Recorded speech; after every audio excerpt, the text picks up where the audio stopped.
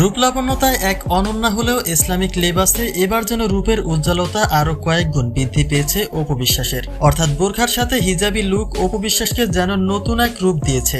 যদিও বিগত সময় থেকে মাঝে মধ্যে বোরকা পরেন তিনি, কিন্তু তার এবারের লুক অতীতের থেকেও বেশ নজর কাড়ার মতো, যে কারণে এমন একটা গুঞ্জন দেখা যাচ্ছে যে সাকিবের ইচ্ছেতে ইসলামিক লুকের নতুন রূপে ধরা দিয়েছেন অপু বিশ্বাস।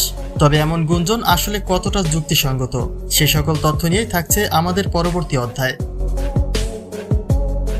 কোটা বিরোধী আন্দোলনের শুরু থেকে নিজেকে আড়াল করে নিয়েছিলেন ঢালিউড কুইন অপু বিশ্বাস, এবং সময়ের সাথে সাথে শেখ হাসিনা পদত্যাগ করে দেশ ছাড়ার বেশ কিছুদিনের মধ্যেও দেখা মেলেনি এই নায়িকার।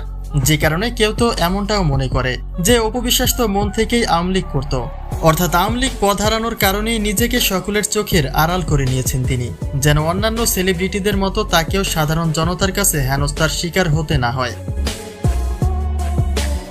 তবে দীর্ঘদিন চুপ করে থাকলেও এবার যেন সম্পূর্ণ নতুন রূপে ধরা দিয়েছেন অপু বিশ্বাস।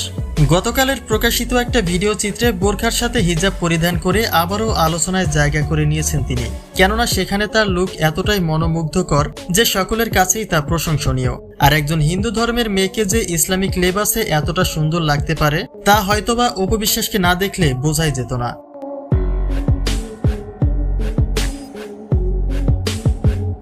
অন্যদিকে অপু বিশ্বাসের এমন নজরকাড়া লুকে অনেকেই টেনে আনছে সাকিবের অধ্যায়। অর্থাৎ সাকিবের সাথে যেহেতু অপুর একটা সাংসারিক গুঞ্জন রয়েছে, তাহলে সাকিবের ইচ্ছেতেই হয়তোবা নতুন করে ধার্মিক লেবাসে ধরা দিয়েছেন এই কুইন।